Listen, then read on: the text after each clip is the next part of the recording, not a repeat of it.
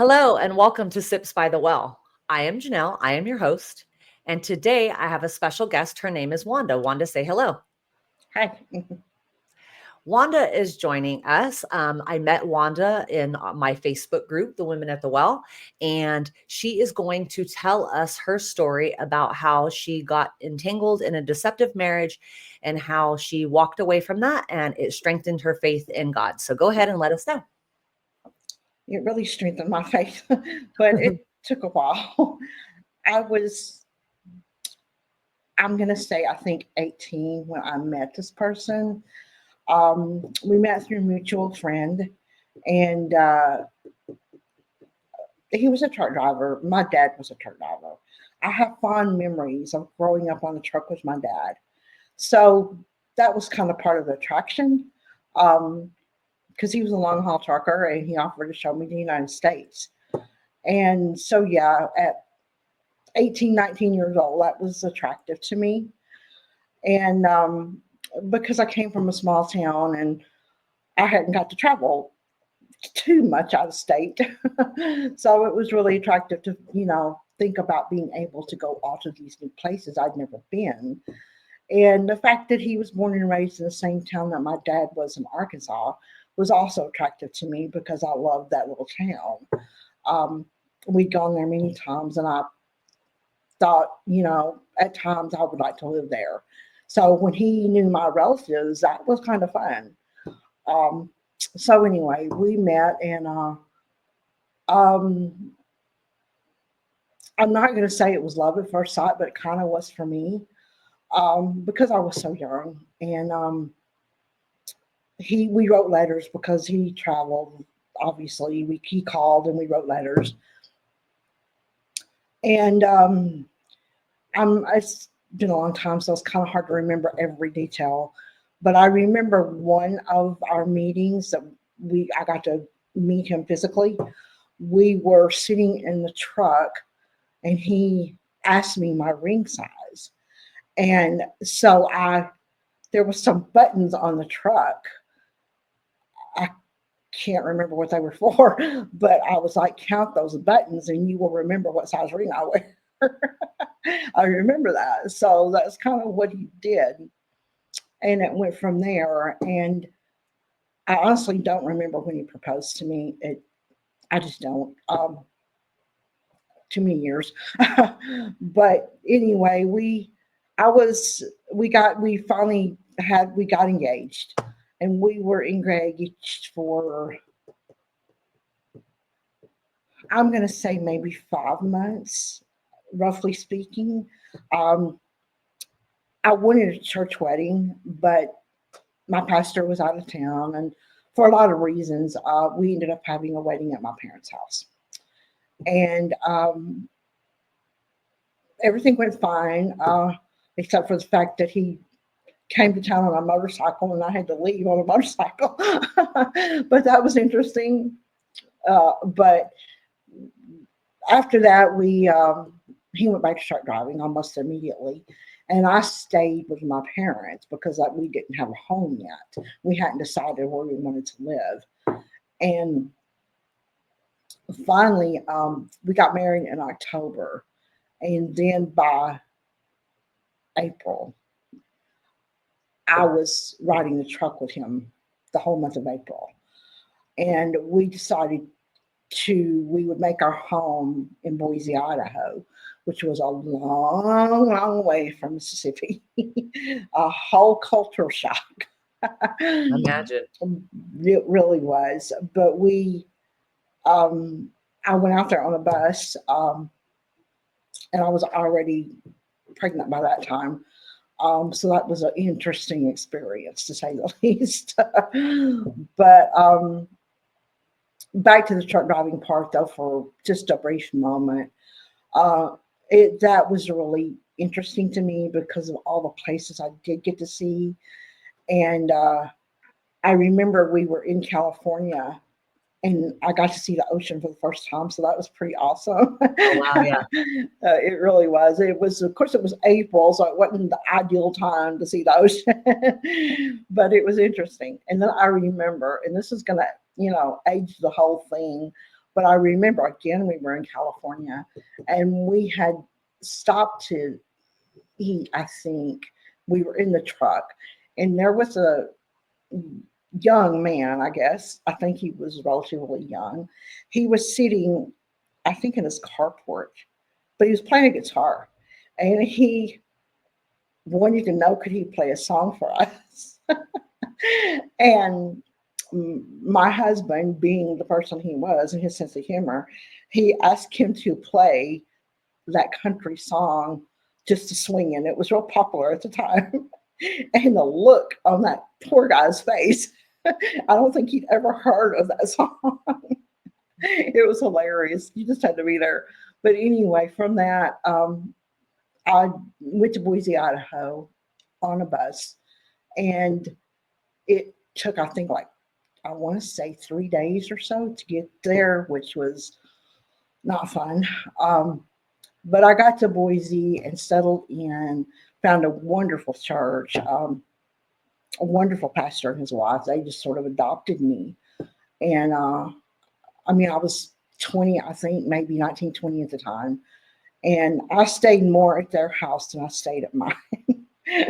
They had like three small children, and I was just another adopted aunt to them. It was really wonderful. They were wonderful people. So Wanda, did And you grew up going to church and everything? absolutely, my dad was a minister. He Oh, did not okay. pastor, but he was a minister. Um, I mean, I was always involved in church, and to the fact that my dad was a deacon. Both my parents were Sunday school teachers. I taught Sunday school briefly. Uh, so yeah, it was. I mean, I literally grew up in church, so it Okay. was a very, very important part of my life. And I've always had a well, I got saved when I was 12 years old, so that has always been very important to me. Um, Nothing would ever take that away from me. Um, I don't know. I don't want to go. I mean, I was raised Pentecostal. Okay. So I firmly believe in the gifts of the Spirit. I believe in, because I had them, I started out having dreams in my childhood that the Lord gave me. Very vivid dreams. And I remember several of them, if not all. And so that impacted the way I grew up and the way I reacted to things. It Absolutely. was always, I'm trying to think how to say this, but in my walk with the Lord, um, don't cross me. I'm not going to change. Just don't do it. So Yeah. even with my husband at the time, he did not attend church. He was so far from church, but he said he was not going to stop me from going. And I asked him about he wasn't going to get in my way. I was going to raise our child in church, and he was like he was fine with that. Oh, well, There that's was good. no problems, yeah, on that score. Um, so we settled in. I settled in. I met some good people there, and he had quit trucking, which I was hoping would allow him to be more home more often, obviously. But he was starting a business, and I would like to use quotation marks there, um, because it wasn't what he said it was. I didn't realize it at the time, um, but he was gone a lot for that business. And so, I settled into being rearranging the house, getting ready for my baby to be born. Because I mean, I was still like 6 or 7 months, so I had a little time. So I wanted to make sure I had everything. I had his clothes, had the clothes, all that. I didn't know it was a boy yet, but I had the clothes. So I was, settling into Boise and trying to, you know, make friends, that sort of thing, like you do. And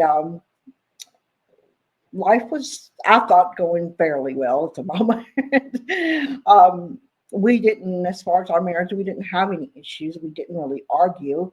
Um, we got along pretty good for the most part.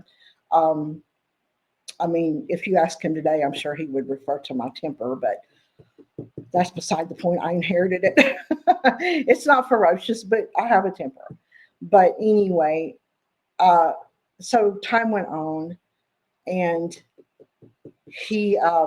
there were things that bothered me about him, um, but I wrote it off to just, I'll deal with it. Uh, there weren't, I'm not going to say there were hints because they weren't, not to me anyway. It was just his reaction to certain things didn't make me very happy. And so I just figured I'd deal with it and go on. He didn't drink, he didn't smoke, and nothing like that. It was reactionary to the way he reacted, honestly, to because I was heavily pregnant. I'm built small, and when we went out, I got the impression he didn't want to be seen with me, and I felt like it was because I was pregnant. Um, and that didn't make me feel very good. Obviously. But because if we were going in a building, I would have to walk in first, and then he would follow, and that really bothered me. But again, I let it slide. I didn't confront him. Um, so time went on, and I made my doctor's appointments, and I was settling in. And this was in August, Septemberish, I think, because yeah, it hadn't snowed yet. That's why I'm thinking it was August or September. It hadn't snowed, so things were looking pretty good, I thought. And he was gone a lot. I've already said that, working in his business.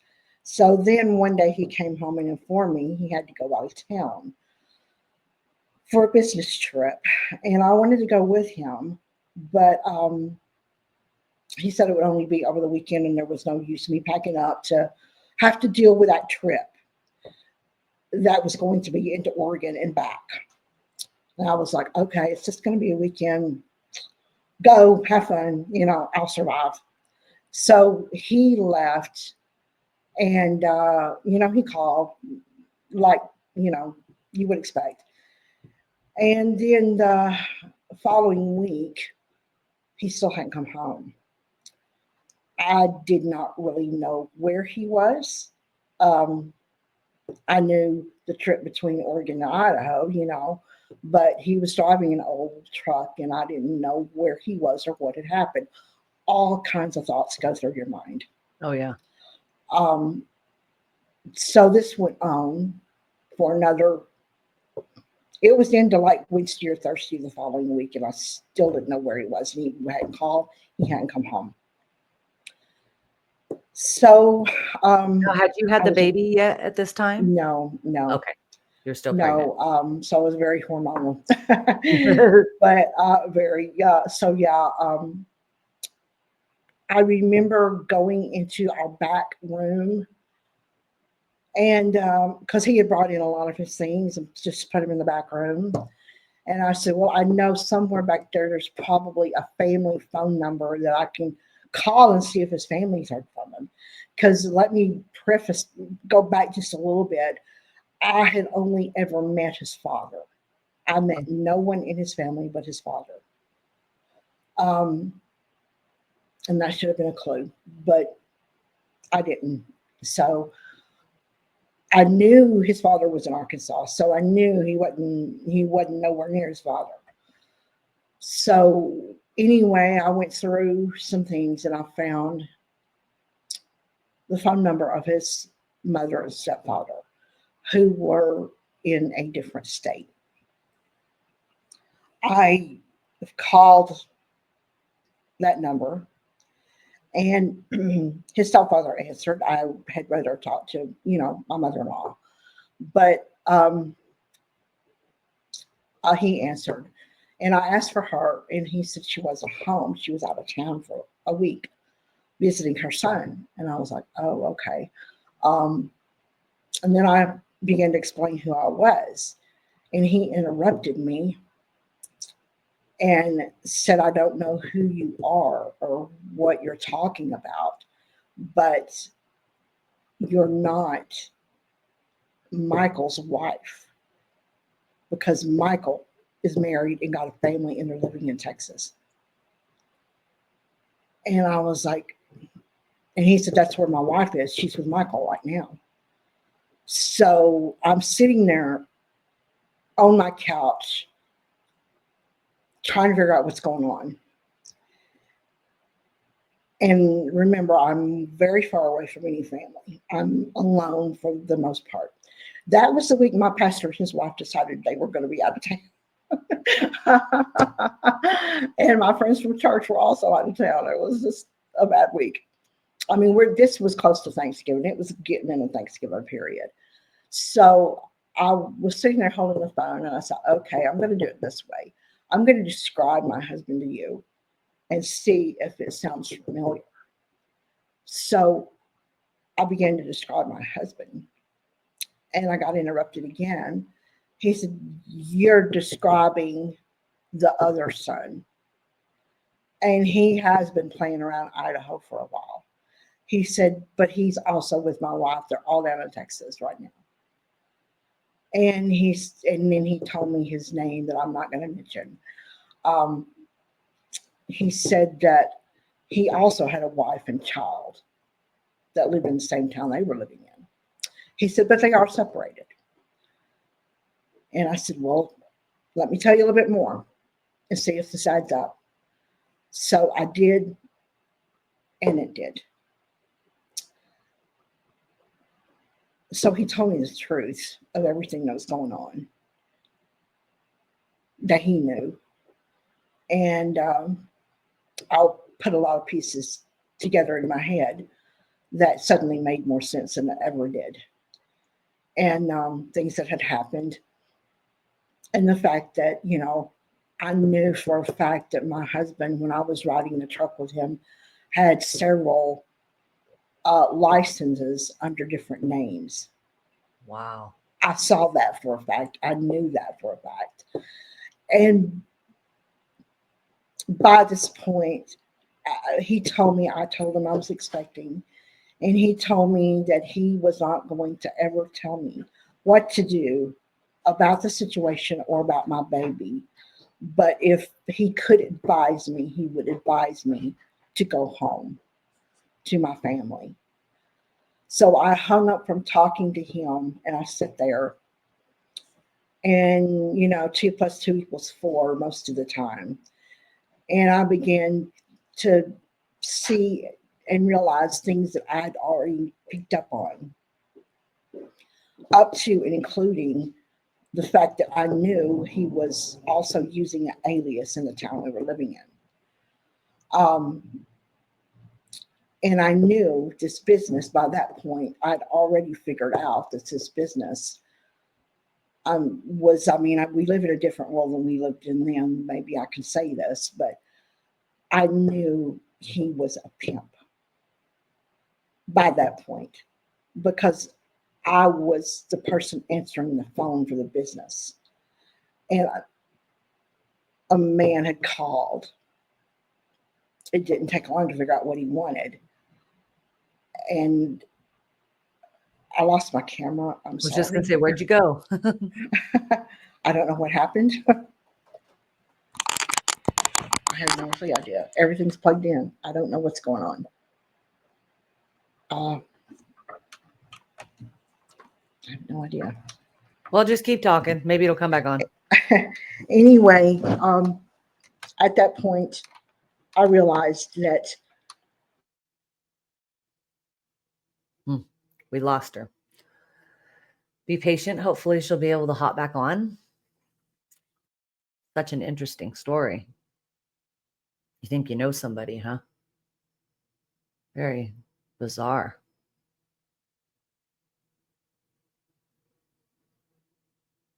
Mm.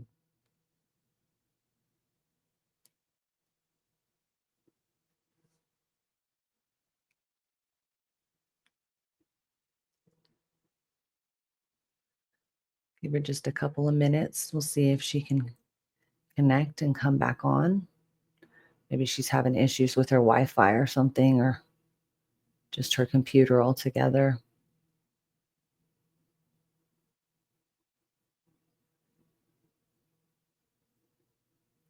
But it sounds like to me that this guy was very deceptive. Being that she was so young, she probably did not know.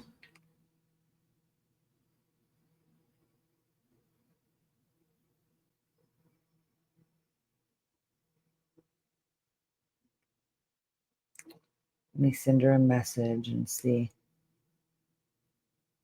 what's going on.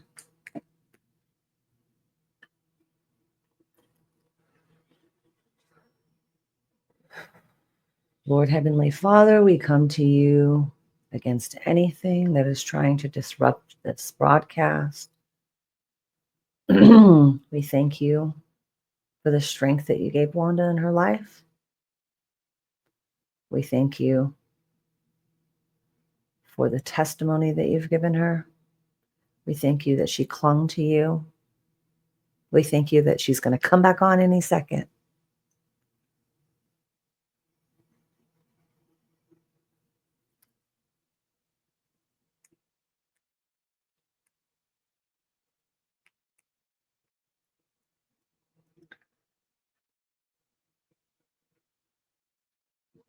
Just sent her a message, so hopefully, maybe I can pause it. Okay, how about now? Is it okay? It's still echoing. Huh. Now I can't hear you. Nothing. Nothing.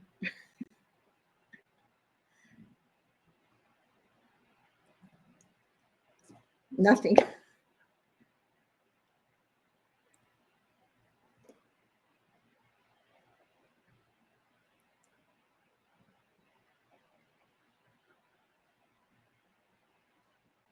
Okay, I would just like to say that the devil is a liar and that this must be going to be a powerful testimony, because he wouldn't be fighting so hard against us to I not believe let it you're happen. correct. So welcome back, Wanda. We're so glad. I thought, oh my Okay. gosh, it's finally getting to the part where she's going to tell us what happened, and then it goes away. I'm alive. Okay, so you were telling Okay. us, you were at the part where you're just saying that you found out you think he was a pimp. Well, that was his job. Yes, he was. I know he was because I answered the phone for the business, and I had been. Uh, I'm trying to think how to say this. A client had contacted me Okay. over the phone, and he was making some suggestions. And honestly, while the thought of my husband being a pimp revolted me, with my sense of humor, I'm sitting on the couch and I am thinking how very pregnant I am. And this guy is saying these things to me. And all I could think about was, well, I'll tell my husband he owns the business. The guy quickly hung up and never called back. But anyway, so yes, he, at that point in time, I realized I had to do something because as much as I still loved my husband, because I did, I knew I couldn't raise my baby in that environment. And my walk with the Lord and my baby were the two most important things in my life because my baby did not ask to be born. So I was sitting there knowing I was totally alone and my whole world had shattered in 5 minutes. One of my favorite sayings has become, it takes 5 minutes and your whole world can change. I'm living proof. Yes.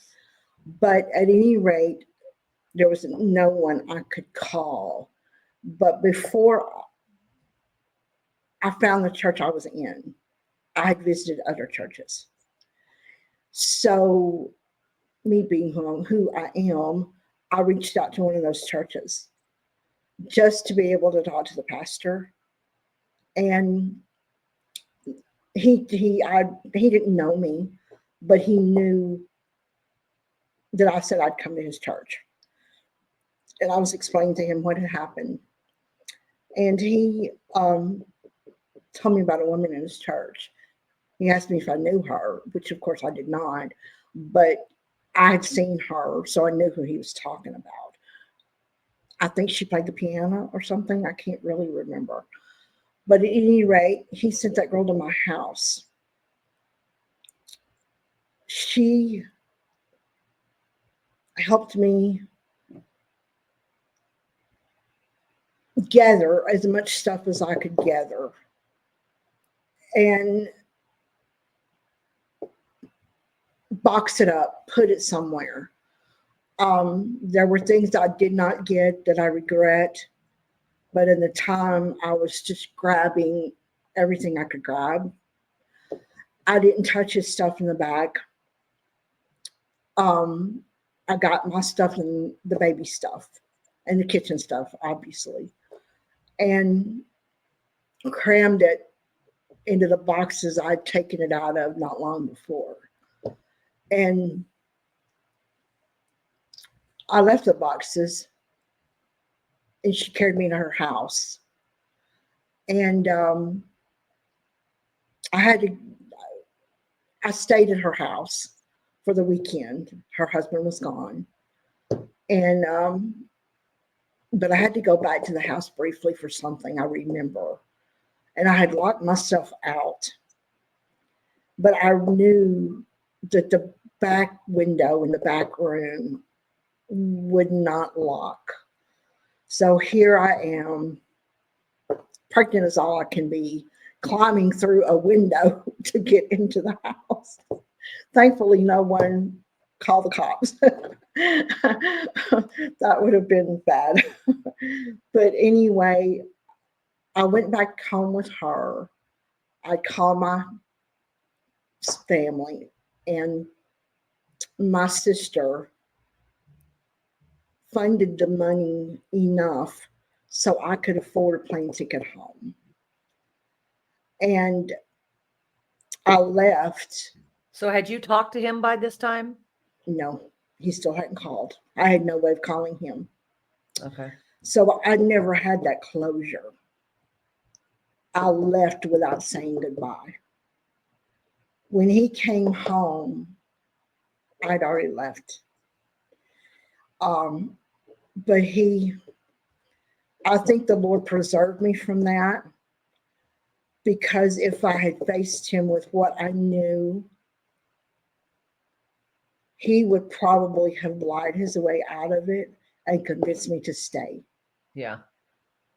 And I firmly believe that if I hadn't got out when I did, there's a very likelihood I might not have gotten out. Um, I don't think he would have hurt me that way. That's not what I'm saying. But I think he was good at convincing me.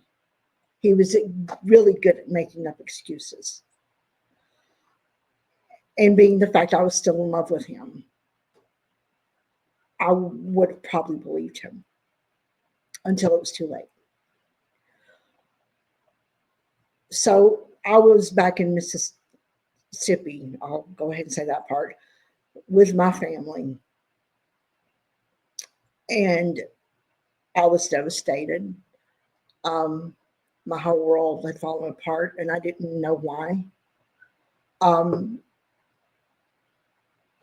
I had a support system there, though, that gathered around me and prayed with me and for me.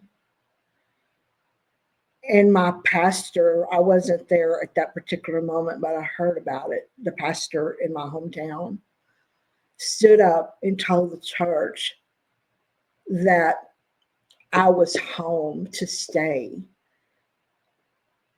And if any remarks were to be made about my situation, they better be made to him.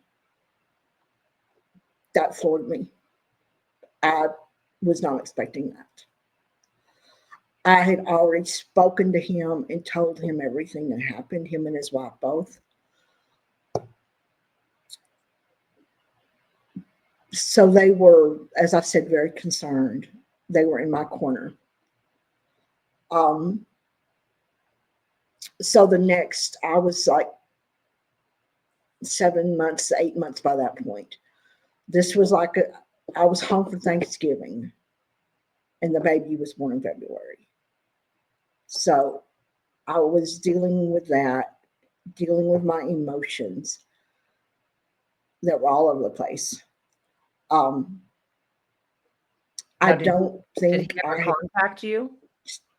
I'm sorry, what? Did he ever contact you? Not at that point. In fact, I didn't talk to him until the baby was born. Wow. He never tried to reach out to you or nothing? He pretended he didn't know where I was, but how could he not know? Where else would I go but home? Yeah. And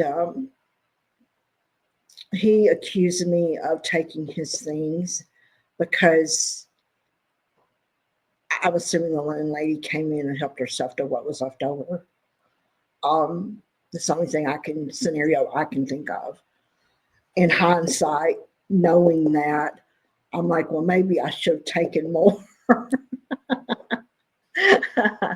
At least I would have got some good out of it.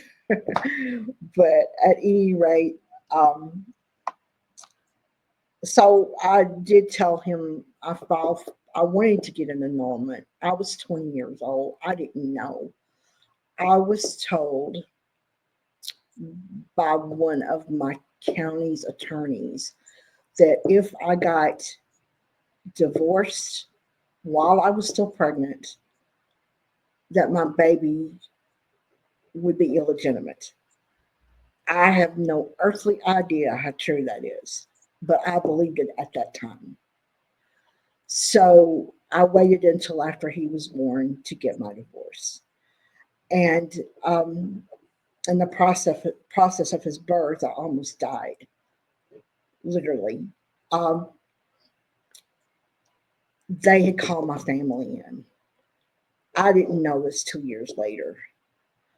But I had what they call childbed fever that they Oh, couldn't bring down. And thankfully, finally they did. But I remember he was born thirsty. And that entire day, I can remember it, but it's like very hazy. But I had no idea I was at death's door. wow. But they had already called in my family and said, get ready, that she's not going to make it. But I'm stubborn. And the Lord knew that baby needed a mama. And so I survived by the grace of God. And um, when my son was a few months old, I was able to proceed with the divorce. And I actually, I don't think I spoke to him on the phone, maybe once, but I remember he wrote another letter. And this time he only signed it with X. And he told me it would probably be better just to tell our son that his father was dead. So did That your son ever get to meet him? not until he was 20 years old. Wow. Yeah. Um, I never hid the fact from him what happened, but I only explained it to him that the parts he could understand. Wow. So he never once blamed me. I can truthfully say that. And after he met that person, um, he is definitely more aware of how to this day that person lives. He has only, I'm going to say he gave me an apology, sort of, kind of, the best I'll ever get. So that is the only closure that I have over that period of my life. And at this point, I'm like, that's good enough. Just Yeah. you stay there and I'll stay here. Yeah, exactly. I don't need any more to do with you now. No, no, no, no, no. He has definitely made a mess of his life and his relationships, and that's on him. Yeah. He has, I think, 6 children, I think, and I'm not even sure how many still talk to him. Wow. So I was his, I think, third wife, Now, was he married to all of y'all at the same time? only one. The One other and one you. had died. Okay. And I you at the think same there's a time. bit of issue on how she died, but since I know nothing, I'm not going to say anything about that. That Yeah. was before I knew him. That's crazy. So I was his third wife. Wow. And in part of my mind, I'm still thinking, I'm still convinced that he thought I was his white picket fence wife. And the rest were whatever. I don't know. Um, I'm not even going to pretend to understand.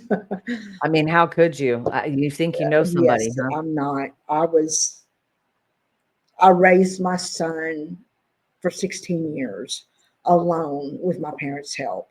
And then God sent me my husband and my soulmate. Oh, that's good. So, yes, God does give you blessings out of heartbreak. He He does. turns it completely around. He And absolutely the does. treasure I have in my son, I really want to emphasize this. If there's anybody out there facing being a single mom, I can truthfully say when your child puts its arms around you, it's worth everything. It is. It's absolutely worth everything. It definitely is. And to this day, I could reach out for a hug and he's going to make everything better. Um, how old is your son now? Oh, he just turned 41. Oh, If okay. I have to say that. Yeah. Well, that's good But that y'all stayed remained close. oh, we're very close. He told me last night he was praying for me about this because Oh, he had a feeling it would be difficult. yeah. And I was like, well, thank you. Yeah, it seems no matter how much time passes, something that, affects your life so traumatic like this, Hmm. and it just doesn't, Yes. it's just always fresh in your mind. Well, it is, but I've learned to compartmentalize it Oh, yeah. because you have to. Oh, yeah. You can't live in that bubble because if you live in that bubble, your life is not worth living. No, it'll poison other areas of your life. It totally will because I remember feeling so heartbroken about everything. I felt like I didn't deserve anything. But Un nothing about this whole situation was my fault, Yeah. except for the fact I fell in love. Yeah. And I don't know.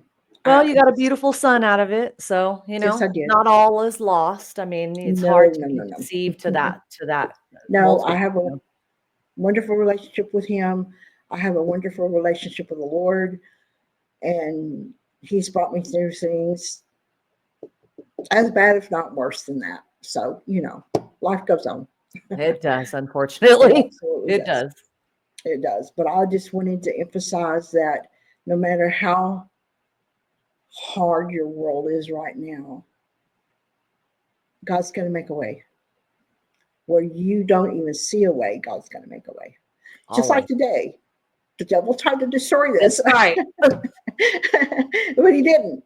We didn't.